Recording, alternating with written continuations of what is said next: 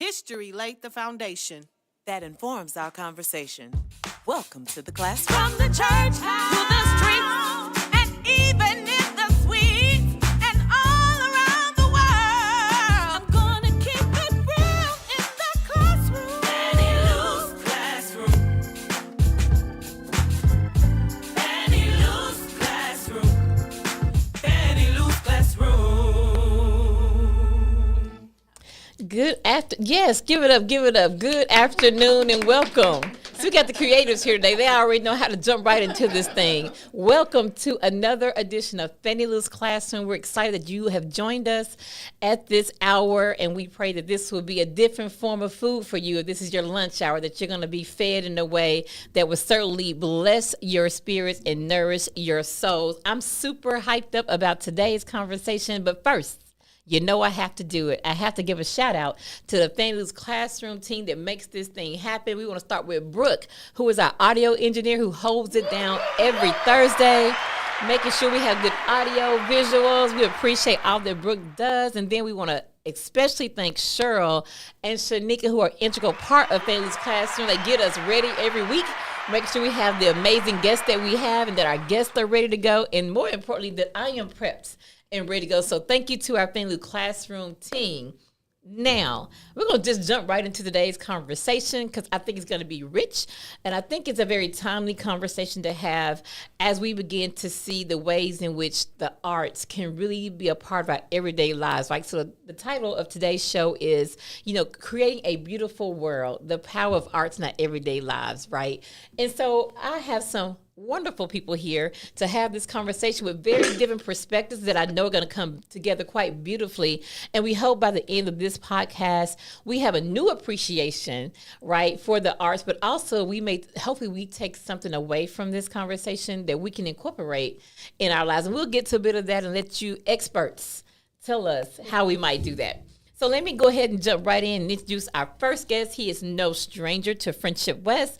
And he's no stranger to Fannie Lou's Classroom. He was on earlier this season to talk about building power in Texas. It is the Reverend Dr. Jamie Calazar. Dr. Calazar has relentlessly pursued community activism and involvement, challenging the church to heed the call of Christ to be relevant and present in the lives of those in need. As a native New Yorker and transplant to the South, Dr. Calazar has seen and experienced a range of injustices and believes it is the call of God's church to be his hands and feet in the earth and make the crooked path straight. He has an undergraduate degree in theology from Atlantic Union College, a Master of Divinity from Andrews University, and a Doctor of Ministry degree from United Theological Seminary. He is also currently working on his PhD in public policy and social change. Dr. Calazar serves as the executive director of Faith in Texas, located right here in Dallas, serving North Texas, all over Texas, but located here in North Texas. He is also the author of Justice or Just Us, Sermons and Reflections on the Life, Liberty, and Pursuit of Happiness, and How to Put the Neighborhood Back in the Hood. Welcome, my brother, my friend, my colleague, my co-conspirator, Dr. Jamie Calazar. Thank you. Oh, man, it's good to be back. Glad to be here. Thank you for having me once again. Yes, absolutely. And then we have Dr. Michelle McGee Norfleet. Dr. McGee is a musician, an educator, and administrator and native to Dallas, Texas. Her professional work includes serving as director of music, director of chorale activities, and professor of music at Texas College in Tyler, Texas. Prior to her tenure at Texas College, Dr. Norfleet was a chorale instructor and department chair in the Dallas Independent School District for over a decade, serving as director of choirs for South Oak Cliff High School and David W. Carter High School. Oh, you done came full circle, because now she currently serves as our director of music and creative arts at Friendship West Baptist Church. Dr. Norfleet received her training at the University of North Texas in Denton, Texas, where she earned a Bachelor of Music degree and with a vocal concentration. She also has a Master of Music degree in music education from the University of Texas at Arlington and a Doctor of Education in Education Leadership from Jones International University in Centennial, Colorado. As a Kennedy Grant recipient, Michelle was bestowed the honor of being one of 2 sopranos to represent the United States in the annual Music Diaspora Festival in London, England. And she's traveled all throughout England and been refined and such. But we're super excited to have Dr. Norfleet with us. So she, as you can see, she probably walks among kings and queens, but she has not lost the common touch. So thank you, Dr. Norfleet, for being on the show today. Thank you for having me with my people. And then we have my dear friend, my sister, my colleague, Azmera Davis. Azmera received her Master of Theological Studies, right? Yes, she has an M.T.S, but she is a poet, an MC, interdisciplinary artist-educator, and independent scholar-practitioner who has been training and teaching the Afro-Brazilian martial art of Capoeira for over 15 years. Founder and host of Break the Box, Azmera works to uplift wisdom across faith traditions and generations through critical conversation and creative expression. Currently, she serves as a founding co-convener of Black Christians for Palestine Network, a Samuel Dewitt Proctor Conference MICAH Fellow. Her debut album, Young Spirit, Old School, explores the role of imagination in healing the inner child. She holds a Master of Theological Studies in African American Religions Religions from Harvard Divinity School, a dual BA in Visual and Performing Arts and Social Sciences Psychology from the University of Southern California. She is also a Fulbright Creative and Performing Artist in Residence Fellowship in Salvador Bahia from 2017 to 2018. Welcome, my sis Azmera Hammouri-Davis to Fannie Classroom. Wow. Listen, I'm so hyped up. That's just what I read for you all. There's more in the description on our YouTube page, but more importantly than that, I can say this because I know each person individually. All of that you read is great and wonderful, but above all else, each one of these people I have known have a heart for God, have a heart for our people, and they are just good human beings. And I say that because you don't find that often in this world. So I want to first thank you all for being such good colleagues and friends to me. That means a lot to me. So I appreciate it and thank you for being here. I'm so excited about the conversation. So I'm going to just ask the questions and let you all do the talking. So let's just jump in with this initially. And anybody can start off. What drew you to the arts? Like how old were you? What drew you in?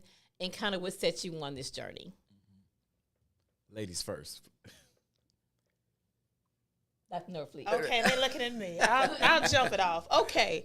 I can't pinpoint the age, but of course it was church. Was the birthplace, if you will, for that spirit coming up in me. I just remember as a young child, I would always be given the solos. I would always be put out front. And so, over time you say, oh, maybe this is my thing, And there was always joy when I was singing. I can remember growing up. I remember my grandmother had this huge console with a record player. Right. Y'all remember those big brown consoles? Yes. And you raised the hood up, Yep. Now, we couldn't touch those. No. But I always remember, that's how I always got in trouble, because I was the one granddaughter that I would go through her albums and I would find, let me play this, get in trouble. But I was drawn to that. Yeah. So, of course, at an early age, that's why church was the place where that was nurtured and cultivated. And then, of course, from there, then on school and things like that. But I always tell people Whitney Houston was my first voice teacher. I remember taking cassette tapes into the restroom. Wow, the acoustics are good in there, right? Yeah. You sound your best in there. So I would go in there and I would, for hours, I would play Whitney Houston. I would rewind the tape and try to mimic everything that she did. So, now that I'm older and I'm trained, I was like, oh, that was vocal training that I was receiving. But just things like that, I was drawn to it. I love sports, but that wasn't my gifting. Okay, that wasn't my gift. I love sports. I love to watch them. Yeah, right. So while my other my peers were doing that, I was in the workshop. I was sitting there in the restroom with the tape recorders and trying to mimic, what I heard. And then, of course, marry that with what you see on Sunday mornings and then Wednesday nights and Sunday evenings. That just kind of brought it together for me that, this is what God has blessed me with. So, yeah. Thank you. That's good. Thank you. Azmera. Yeah, that's so good.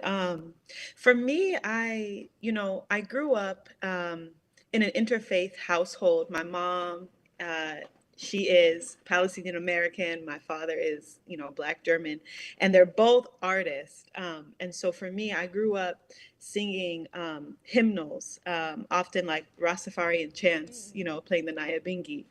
We always were celebrating Kwanzaa, and we always would be singing, Fanga, Alafia, Ashe, Ashe, like being around the rituals of the song and dance has always been something that just made my spirit come to life. And I was introduced to Capoeira, an Afro-Brazilian martial art, as you mentioned. My mom tells me when I was 4 years old is the first time that I actually saw a mestre playing Capoeira, but I didn't start training until I was 7 years old. And that kind of got me into my body, and it really felt like an ancestral connection to, this part of the world where so many of our ancestors were brought during the transatlantic slave trade. So I grew up, performing with my siblings for Black History Month.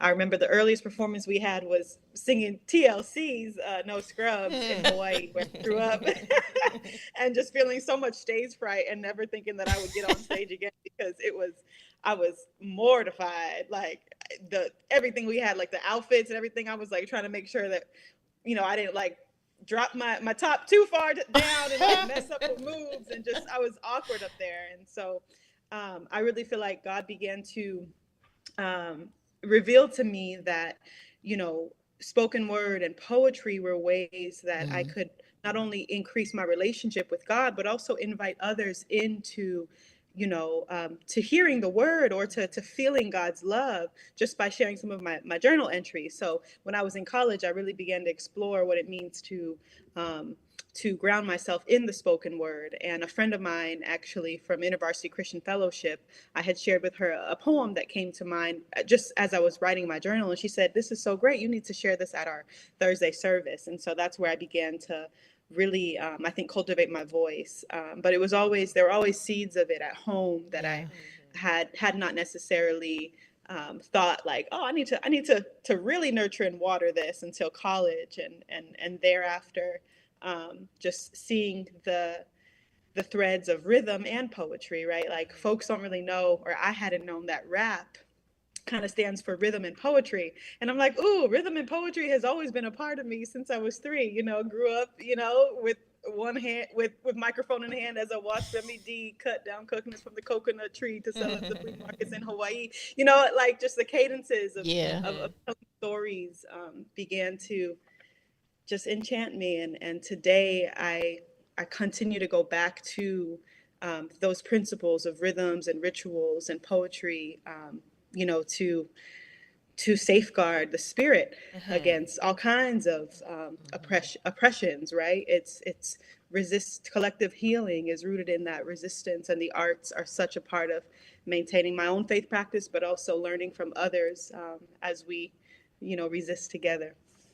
Thank you. Beautiful. Wow. Thank you. Yes. Yeah. Man, powerful story. So for me, I'd say maybe around 10 to 14 in that age group, right? I can't really specifically pinpoint it, but my introduction to art wasn't in church.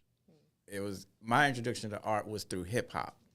And so I found identity. I found just everything who I wanted to be in hip hop. And then not only with just the music hip hop, graffiti. So I really got into, I used to have the black books and drawing graffiti and doing all those things. And the statute of limitations are gone. I used to go out and used to do graffiti on the walls and things like that. Right. So it was when I was about 10, 11, 12. And, I grew up during the 90s when I believe it was the magical era for hip hop, for all things black, right? Malcolm X, School Days, just with black cinema and just that culture. And so when I started really getting into hip hop, and I wanted to be a rapper, and I loved the culture with the clothes and all those things. So that was my introduction to the arts, not just the music, but to the graffiti and to even the dress. And then as I continued on, and I guess we'll talk about a little bit more in the conversation, being a Christian and coming from a conservative home, I was taught that hip hop and graffiti is not godlike. So I had to push that to the side and try to force myself to like other forms of art. But now I've circled back and I've got my own thinking and understanding. But I can remember definitive moments of just buying a Wu-Tang Clan CD or buying a Nas, not CD, cassette. Yeah. That's right. Buying I was like, come on, brother. I ain't gonna tell your age, but you should be saying cassette. That's right, cassette. Buying a cassette and just how empowered I felt listening to it. Yes. And and so I think that was when I really started diving into the arts and culture of hip hop within me. So just with your stories, now I have 12 other questions that popped up outside the ones I had already preset. So I'm going to go in a couple of directions just based on what you all have shared.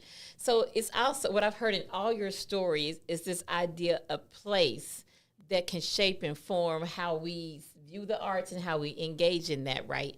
So Jamie, talk to us about New York, because that's a different kind of place, right? So you talk about the types of art and how that impact you and how you, and talk to us about the relevance of it today. As you said, I don't know if you ever go back home right, and your parents are immigrants, correct? Yeah. Right, so talk to us just about the ways in which, I don't know, that Caribbean culture also had a part to play in that and how that took shape in New York, right? Yeah. And how you see it today. Yeah. Thank you for that question. So, in order to be accepted in school, you had to be listening to hip hop music, right? So that was the way that we connected. And unfortunately, I didn't connect in anything in school because I just didn't feel like I belonged anywhere but just in hip hop circles. And so that was the culture in New York City, right? Like the East Coast, West Coast beef, right? The biggest argument was that hip hop is not being done correctly because this is how we do it in New York. So it was always that entrenched within me. And I'll share this. I believe everybody is an artist until we're told not to be one. Okay. Right? Until somebody tells you, because we always put art as synonymous with struggling. But, parents will tell kids, don't be an artist, but then they'll go turn on the TV. Right? They'll go listen to music. Or they'll tell you can't make a living doing art. And then they going out there and doing all these different things. So arts and everything. So, growing up in a Caribbean home, my dad had a lot of records. And so I would just look at the records. And I don't know if that had an influence on just my knack for wanting to listen to music. Hip hop borrows from all of the old classics and makes new beats. But just being in New York City and just being able to communicate and just how we talk and all those things, it just made a place of safe. It made a safe place for me because I didn't feel. Not that I didn't feel safe at church. I grew up in church, but I didn't feel like I belonged there. It was just, you just go there, put in your time, and then go home, right? Don't complain. I can't sing, I can't hold the notes, like putting it in a wet paper bag. So I couldn't join the choir or anything like that. So I just had to sit there. Yeah. But my friends and I, we would exchange cassettes. And we would talk, and we would just like, yo, did you hear this song, that song? And so it's just a part of just New York and the culture. And everywhere you go, it was just hip-hop was everything. So hip-hop was my teacher. Nice. At the end, it was my teacher and in some ways my parent as well. Okay. Yes.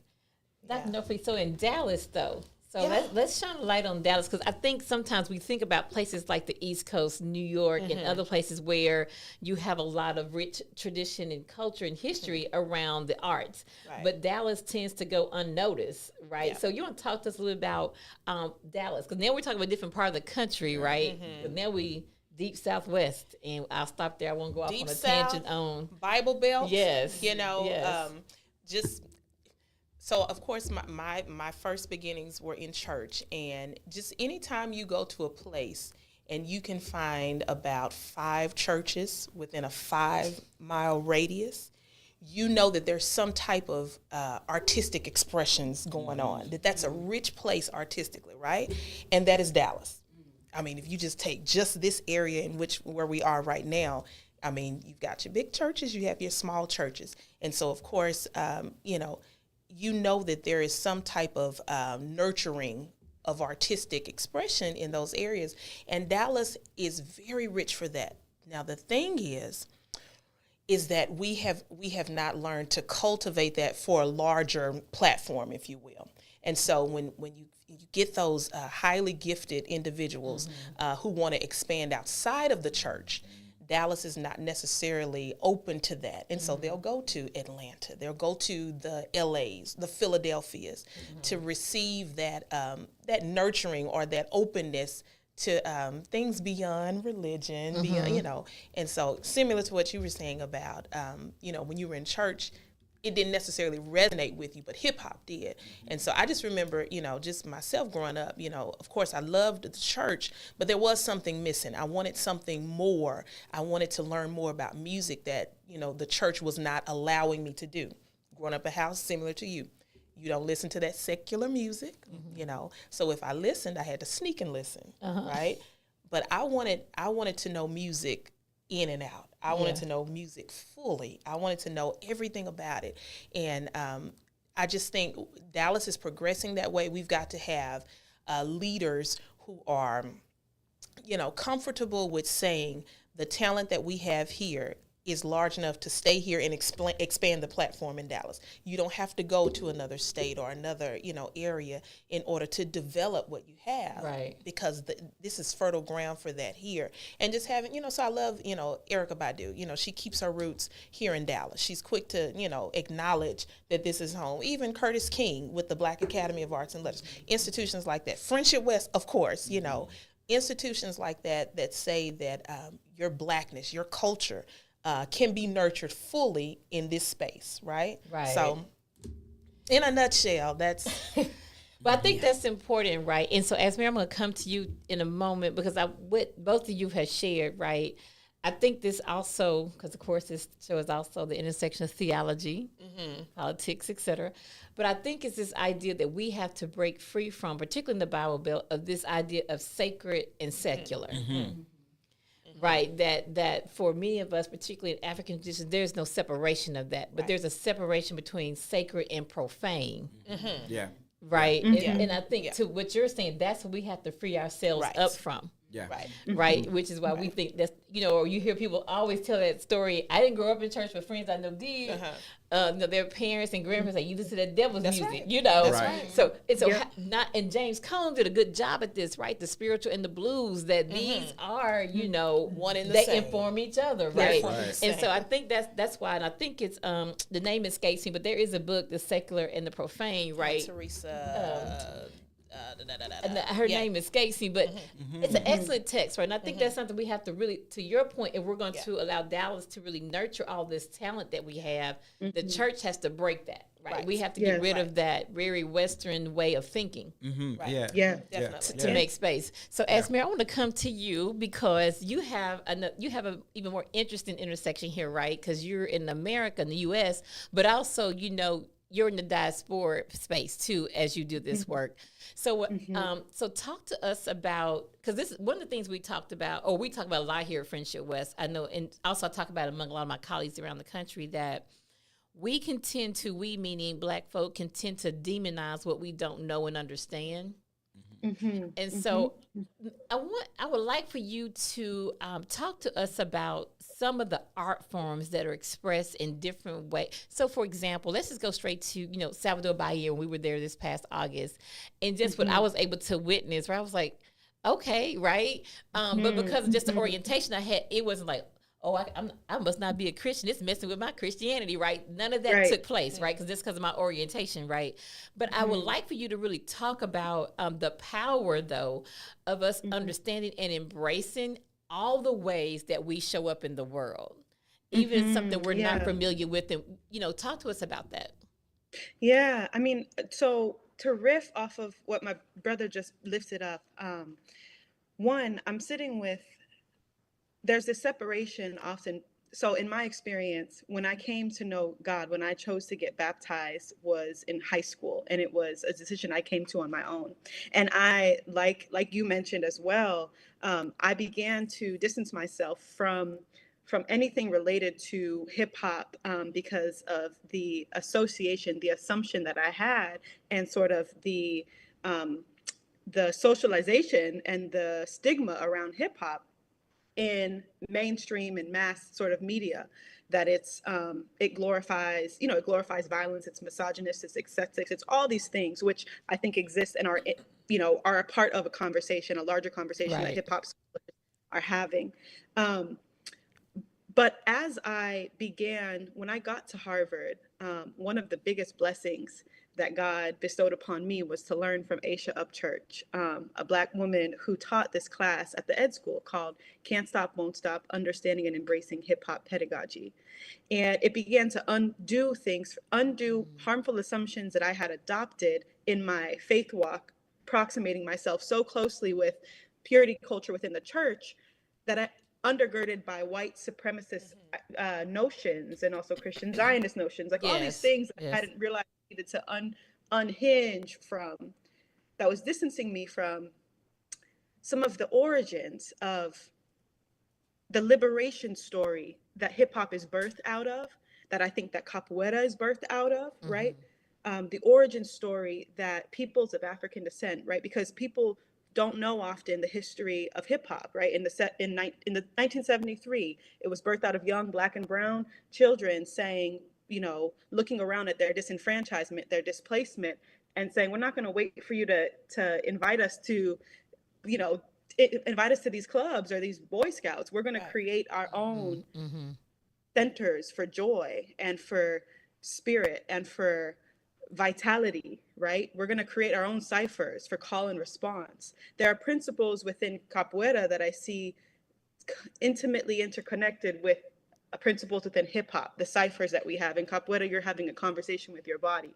You're singing, you're clapping. You're never a spectator. You're never just a sort of a stagnant spectator. You are participating. You're singing. If you're not inside the holder, you're clapping. You're calling and response. You're giving a call and response. Yes. And I see a thread, though. I see that cultural resistance born from a people tied by their Africanity across the diaspora. Hip hop being born, a Black U.S. export, right? It has reached all parts of the world, including Palestine, including, right, all parts of the region as capoeira has evolved.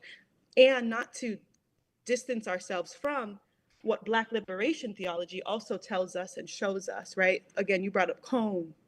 I've been sitting with his, the cross and the lynching tree, but we can talk about even Du Bois, the sorrow songs, right? The chapter in The Souls of Black Folk, where he is invoking and inculcating the sorrow songs, the rituals, the arts that allow us to heal and to feel. And then again, always hearkening back to the fact that Jesus began with tears, right? Jesus wept. And what do the arts allow us to do? They allow us to give ourselves permission to feel, to be human, to respond to the insanity that we're seeing roll out day by day by day in increasing ways. And so I'm saying this, I think, because for me, in this process of being connected to a diaspora, we just came from Brazil, as you mentioned, and I'm thinking about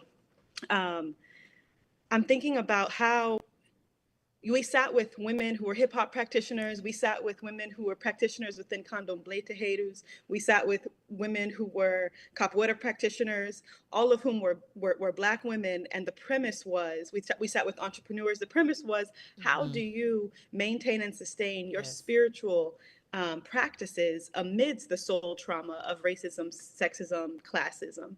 And while each of those practices manifested themselves in very distinctive ways, right? There are convergences and divergences that I think are very obviously healthy and necessary to not conflate or romanticize a particular practice. For me, as I see myself in really these theologies of how do you get free, and seeing like perhaps there could be something to be said of, a capoeira theology, but that would be sort of ascribing. I'm slow to want to ascribe a Western paradigm onto a practice that has been historically, very Afro-Indigenous.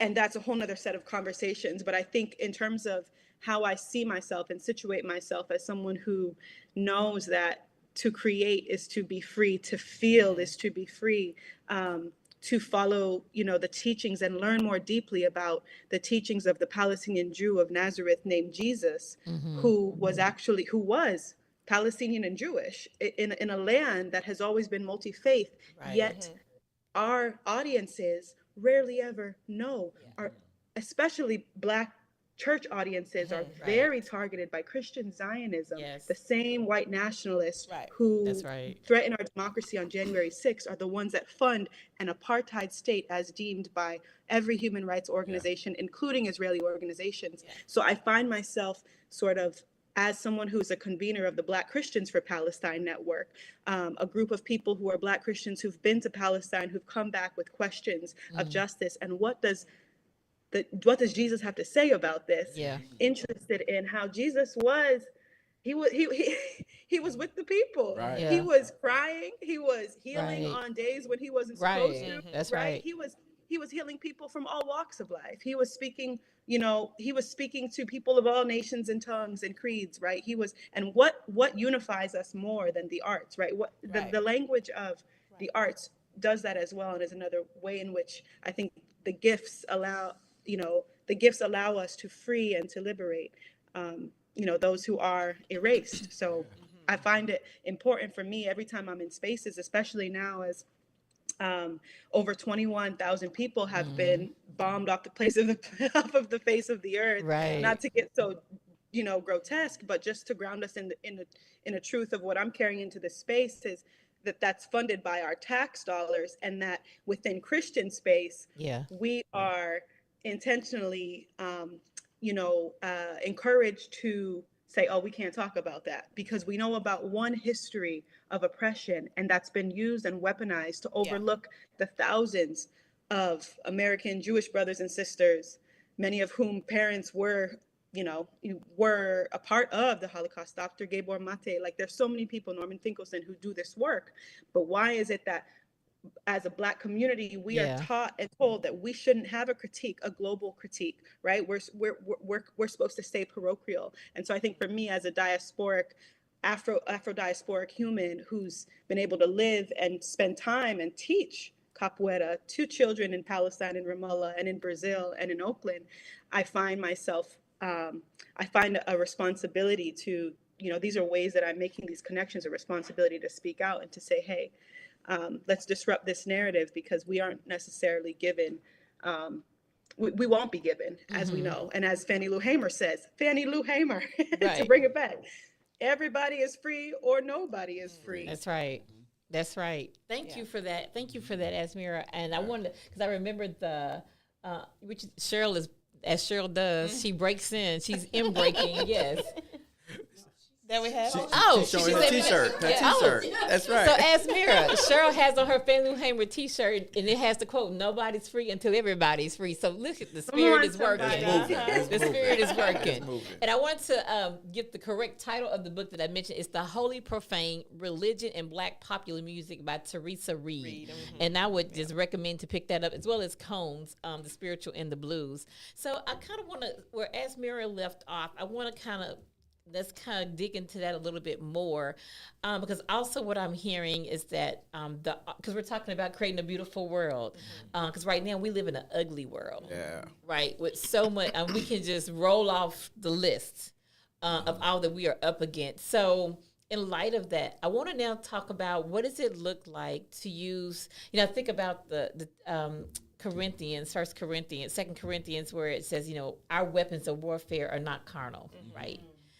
And I want to talk about how we use various forms of art as resistance, and how we know our ancestors did that very well. And I feel we don't lean into that as much as we ought to be leaning into it in this day and time. So all y'all jump in and let us know, what are some of how do we what forms of art and how do we use that as forms of resistance, and not just resistance, but how that informs how we create a better world. Yeah. Okay, I'll jump in. It just triggered something. I was speaking to one of my former students a few days ago. He's actually out in LA, doing his thing, doing a great job. And, he'll bounce ideas around, he'll run them by me. What do you think, Guy? That's what they call me, Guy. What do you think about that? And he was just saying how, just being in LA, he's having to compromise, or he's been faced, or he needs to compromise some of his principles when it comes to songwriting, et cetera, et cetera. And I talked to him. I said, I don't want to get too philosophical on you or too religious, but I said, I think it's John 4, they that worship God must worship in spirit and in truth. I said, your spirit that's what God gave you. He breathed the breath of life. So you've got God's spirit in you. You are an heir to God. You're an heir to the throne.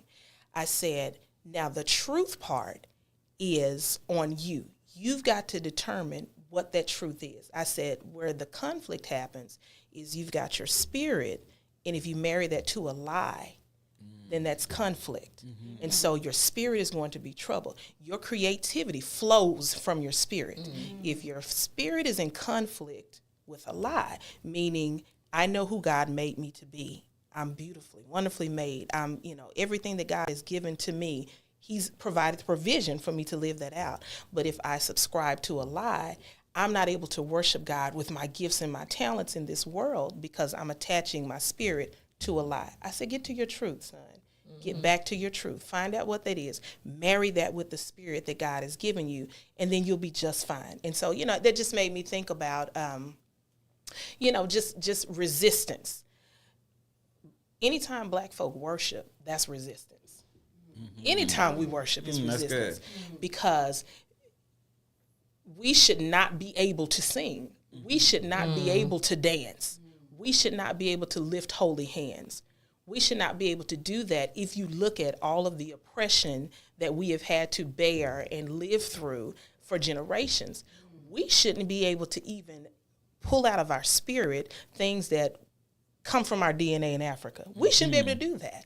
But I know that all of us carry in our DNA, anytime we sing, anytime we do spoken word, anytime we dance, we still have all of those building blocks from Africa in us.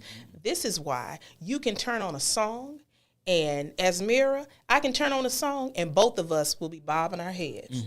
I've never met you in life, but we will bob our heads. There will be some type of connecting thread that's inside of all of us. So the challenge is nurturing that, preserving that, and that's resistance, preserving that. Of course, my vocation has taken me through through education, and one of the things that I consistently resisted is that your Blackness and the way that you sound or the way that you create is not less than, right? So the idea, of course, I've traveled, Europe, all this stuff, paid bills for a long time. So yeah, Come on, that's what I'm talking about.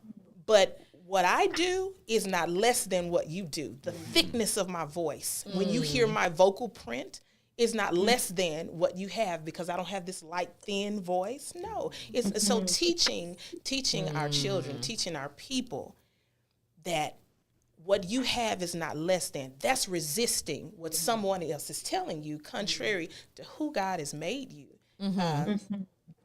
So that, I could go on about the resistance because again, it's and it's like you're saying that this also is a way the arts also have a way of identity shaping.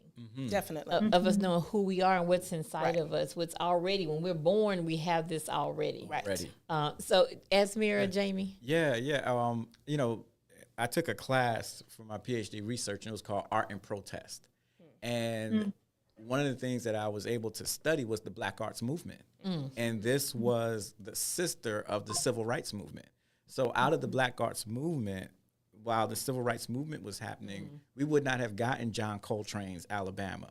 We would not have gotten Nikki Giovanni. We would not have gotten Maya Angelou. And this was a time when they were using art to marry what was happening in the Civil Rights Movement. And so when I looked at that, I said, it's obvious that the Black arts movement is the parent of hip hop, the hip hop movement, right? Because hip hop was birthed, as my sister brought out, through struggle, through gentrification, and just Negro removal, right? Like moving Black people out, and so they found a way to connect the community and to rap and to speak, and then. I went back further because I said, okay, the Black arts movement, then it has to even go back further than that. It has to go back to Africa, the griots, right? Yeah. And how they were the holders, the traditions of the story. So I said, Africa comes from, hip hop comes from Africa, the diaspora, right? And how hip hop artists are able to express themselves. It's the one genre where we can be angry, where we can say what we need to say, where we can express ourselves the way we want to.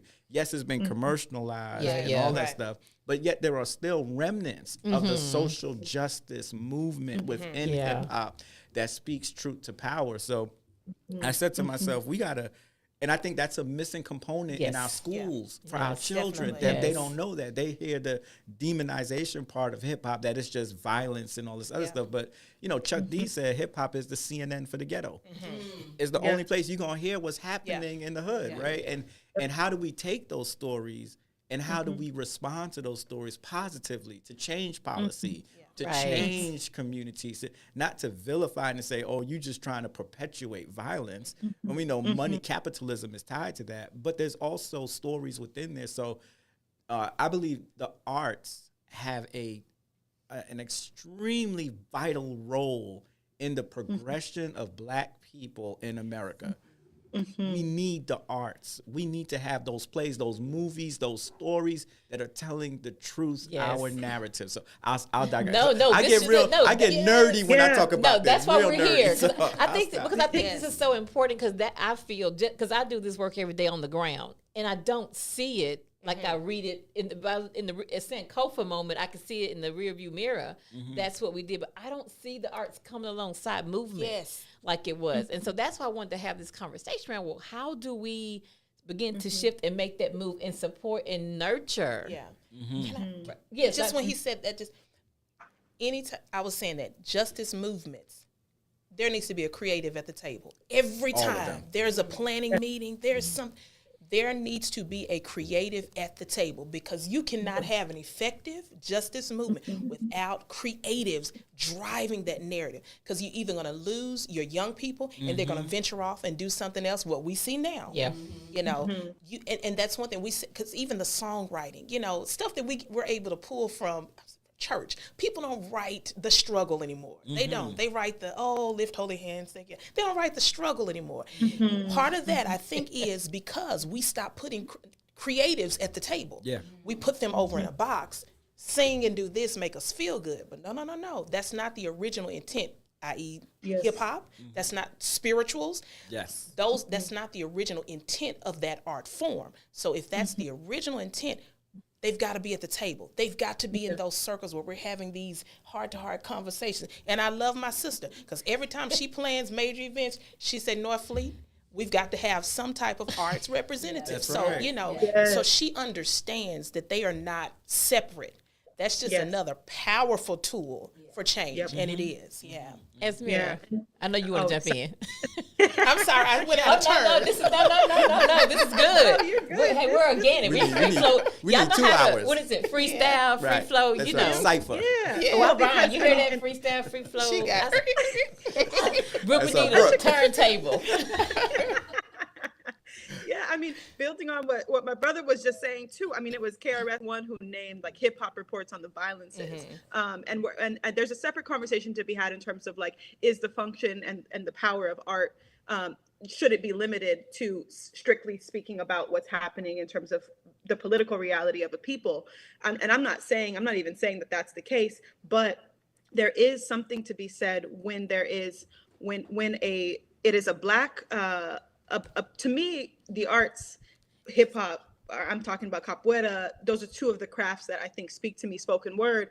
They are always a spiritual resistance. It's a spiritual practice to cultivate your craft and to self-preserve, right? And that's, Audre Lorde, who tells us, right, that the ways that we care for ourselves, the arts being one of them, continue to fuel and feed and ensure that there is a future that we can live into. And often it's the artists, again, who are the vanguards of humanity and of our generation. They're the ones that are imagining up. Like there's a space. The children, one of the children who were interviewed in Gaza recently was asked what they want to be when they grow up. And they said, I live in Gaza. I am the only, and I'm paraphrasing, but this is the only place in the world where we don't get to grow up. We're killed before we can begin to dream. The spirit of oppression comes first for one's mind and imagination, one's ability to dream up a world in which they are free. Because if we can't imagine that, truthfully, so many of the policies, I think, and what we're seeing in terms of more and more wars comes from a bereft imagination. And often it's white men who have dreamt up this particular civilization that has morally failed in every single facet, really, in terms of the way that we punish people, the ways that we, the carceral state. And it's such an intersectional issue. If you care about climate justice, you care about bombs being dropped on a land anywhere, right? Like, because that's horrible for the environment, the white phosphorus, all of the things. So I'm saying all this to say, the arts get at, and it was Bell Hooks who wrote a book about, art mattering, right? The mattering of arts. And I'm not naming the book title correctly entirely, but she wrote a whole book on why art is such a central piece to the counter narrative of the white supremacist, colonialist, capitalist, imperialist patriarchy. And I think that there's a space for us in the faith realm to continue to pay attention to what would a church service ever feel like. I'll speak for me in my experience. One of the ways that I came to know God and feel a sense of intimacy was always through the praise and worship, right? Through the people opening up their voice and sharing the gifts that God has given them to be bestowed and be a blessing upon so many. And I just think sometimes about the fact that God has gifted all of us. God, and this is what I talk to my students about. I mean, we are all gifted and we are all given sort of superpowers that were gifts from God. And the moment that there is something coming after or getting in the way of us sharing that gift that we've been given, we know that is the work of, of the enemy, or he who came to kill, steal, and destroy, because God means for our gifts to be shared, and God needs for those gifts to be shared to offer a beacon of light and hope onto the next person, the next young person who's coming up and needs to know that you must continue to dream and you must continue to engage your imagination. We're not saying imagination alone is all that's necessary, but it's required, right? That followed by action. And I want to just, I'll probably stop there because y'all had me thinking of so many different things, but just the value of arts in imagining up. I mean, faith without works is dead, yes. And also Hebrews 11:11 tells us, what is faith? Faith is being sure of what you hope for and certain of what you do not see, right? And James Baldwin tells us that the work of the artist is the same as the work of the lover. I have to love you enough to show you what you do not see. And that is an act of faith.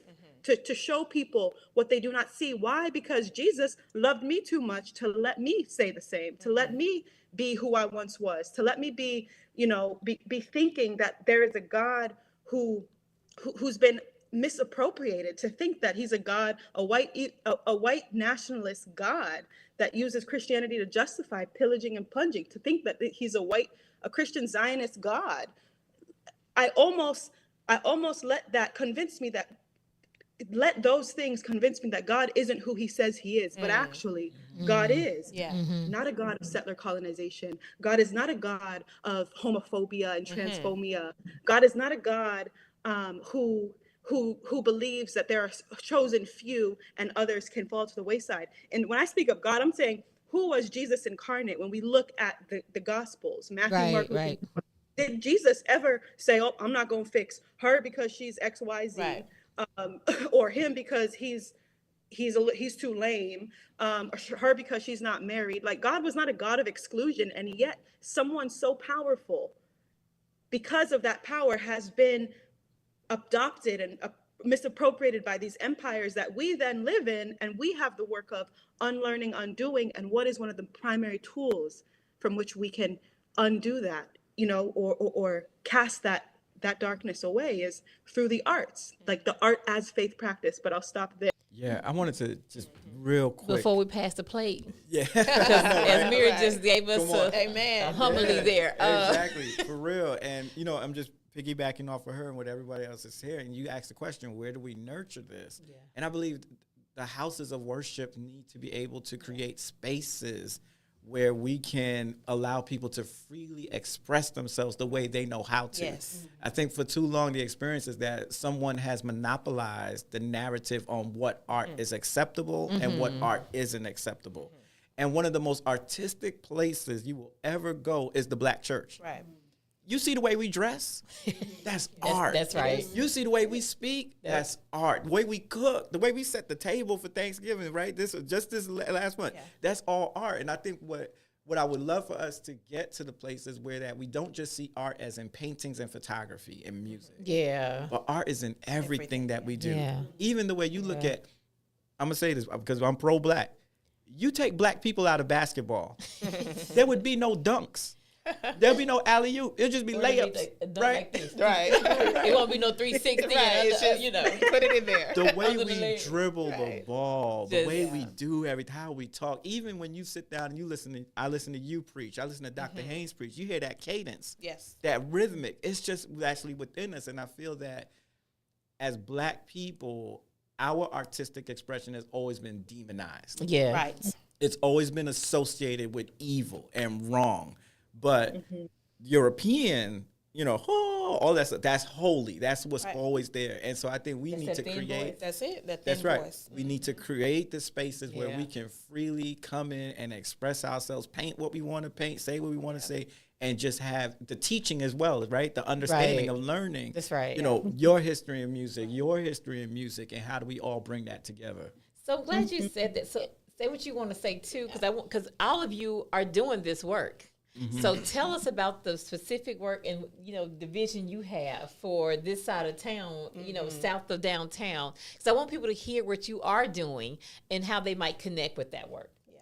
So you're going to say something anyway. Well, just, of course, piggybacking off what you said, and it's really, it's us demonizing it for ourselves. It's breaking that mindset, more than just, what someone is telling us is wrong or ugly or raunchy, but it's for us adopting that mindset and having to break those traditional barriers, And so just, here in Dallas with the little platform that I have, I just think it's important for us to create a space and a place for what you're saying, for our Black children to come and first see the beauty in the uniqueness of how we create, and know that that's okay, know that it's beautiful, without parameters, without any type of restriction, and then showing you how the way you create is connected to a home place.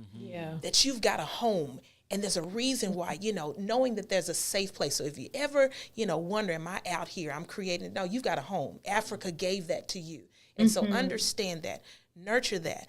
Use your imagination. I love that, because that's what we do when we create. You talked about the songs of the 90s.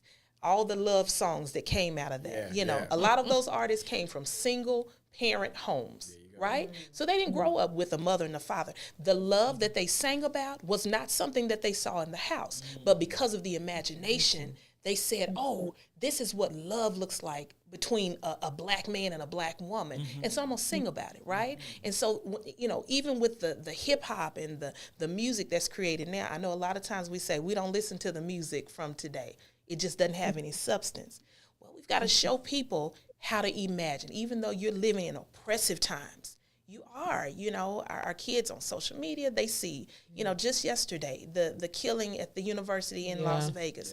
They're seeing this up front and immediate. I mean, in real time, they're seeing this, but you still have a creative side to you. So if you don't look at what could be, but rather just look at the turmoil and the depression that is, your creative juices are now going to start to go dark. They are. So we've got to have a place where we show them that God is still in control, right? And he is still giving you that gift to create. And if you've got that gift, you also have the responsibility to help bridge the community together, to help us all imagine. Because it's one thing if I'm imagining a better way, or I'm thinking of, but it's another thing if my brother and my sister is not. Yeah. Yes. And so understanding that in community, understanding it personally and in community. So I want to create a fine arts school. I still don't know what I want to call it, but just a place where our culture, what we do, how we create is nurtured, preserved, because that's really key, is preserved. And it can just be a fertile ground, again, in Dallas for creatives in this area. Yes.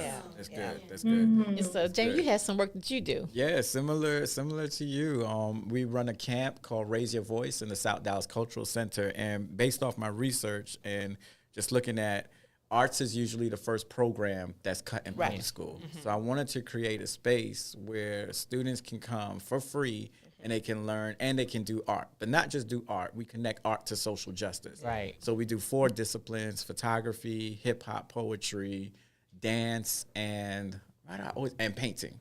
And so the teachers we bring in are from the community. And they start with helping them understand who are Black artists that have contributed to our society. So we start with, the real size of Africa. Yeah, come on. Right? Right. Let them know, like, let me tell you, Africa is probably the second largest continent, right? So we show them that. We showed them Gordon Parks and how he used the camera to, capture Black people. So we do that camp. We do it for free. And so I married the Black arts movement with the Black Panther Freedom Schools. Nice. So we give them 3 meals a day. Yeah. We don't charge the parents because, like you said, most of the students that we serve, they don't come from 2-parent homes. And their parents can't afford to put them in a photography class, in a dance class. So we buy all of the materials. We buy everything. And That's at beautiful. the end of the 4 weeks, they put together a art show for the community. So they dance, they paint pictures of Frederick Douglass. So it's all about teaching them about heroes, teaching them everything that the school won't teach them, and how to use the arts to communicate that. Beautiful. Y'all are lovely. Azmera. Wow. This is such inspiring work. So I've been leading an initiative called Break the Boxes for about 8 years now. And it really came out of, I was also, raised in a single parent household where mom couldn't afford for me to go, to the after school or pay for Capoeira classes. But I was blessed to have an instructor who allowed me to be there for the beginning, intermediate, and advanced. And so my way of giving back has been to teach young people Capoeira basics through Break the Boxes. And I was doing that at the Blackyard Learning Center in Boston. I'm currently in transit, so I'm now back in LA and kind of reconnecting with community orgs that I was able to be in deep community with 5 years ago when I was a student here at USC. But we have an online sort of learning space where we're just trying to spread popular education. And so I've hosted educators and Capoeira mestres who are based in Brazil. Actually, one of the mestres, Danielle, because we visited his Bantu cultural school, Bantu's Institute in Salvador Bahia this past August. And so we bring practitioners, educators, scholars, artists, organizers on to talk a little bit about the work that they do to hopefully support their work and to share ways that, social emotional learning can happen and does happen through the body, through the voice, through capoeira, through poetry. And then I'm teaching still, I'm wrapping up. I'm kind of in a moment of transition. So kind of what I'm looking forward to in the spring of 2024 is creating containers for Black and Brown leaders and learners across the different phases of life who are going through transitions, if it's in their relationships, their roles and responsibilities, or their overall rhythm in life, and creating offerings for them that center radical loving practice. How how do you get into radical loving practice with yourself and others? How do we expand our understanding of what love can look like in our lives, and de-romanticize it? That's really building and drawing upon Bell Hook's work, which has been so powerful, a powerful tool for healing in my life, and offering spiritual care counseling to folks, as well as conflict resolution consulting. And so that's kind of where I was able to do this year on like a very low scale, and what I'm looking forward to leaning more into for community in the spring. Yeah. Wow, thank you. This hour, as usual, it goes so fast. This has been a beautiful conversation. We talked about creating a beautiful world, and you are beautiful people. I will say, creatives, you all do bring a sense of, I don't know, calmness is not somebody like me who's kind of like, it brings me down. Azmera had to work with me in Salvador. I was like, Azmera. You brought all the joy. You were so just so jolly. You just always are so astute. You're like, all right, so where are we getting where's the real good food? Like, where's right? Where the food, right? Funny. Yeah. So thank you, Dr. Calazar, Dr. Norfleet, Sister Azmera. Thank you all for being in the classroom today. This has been a beautiful conversation. As usual, we always say we need a part 2. Yeah. So, you may be back next season as we're wrapping up this season and trying to tie up season 4. Yeah. So thank you all for being here. Let's give it up for our guests on today in Fannie Lou's classroom. And so, listen, I want to, in advance, thank everyone for tuning in for season 3 of Fannie Lou's classroom. We have one more episode to go.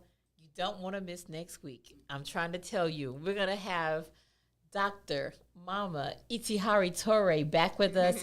And she, as you know, is a wisdom bearer. And she's going to get us ready for 2024. Join us as we talk about disrupting old ways of thinking for a better 24. So it doesn't make sense to have your list of resolutions and what you're going to do differently if your mind stays the same. And so Mama Itihari is going to help us out with that. You don't want to miss it next week, 12 o'clock noon, or you can catch the rebroadcast on Fridays at 7 o'clock p.m. And then you saw our amazing guest this week. You were with us last week. We need your support, and we need your help and your assistance. So you can purchase a Fannie Lou Classroom T-shirt by going to friendshipwest.org. Click on the Justice link, scroll down to the Fannie Lou's Classroom, purchase a T-shirt, or if you're watching on TV or on your computer, your iPad, you can scan that QR code and purchase your Fannie Lou's Classroom T-shirt. That helps us keep this show very lively, rich, and going as we have been doing for 3 seasons now. So thank you for checking in, dropping into the classroom. We hope you were blessed on today, that you learned something today. I did. I always do. I love having this dynamic learning community. We always have so much to share with one another, and I love everybody on this call. Like, I just love hanging out with all these folks, so it was good for me to be in this space. So thank you all for being here, and we'll see you next week in the classroom. Peace. From the church house to the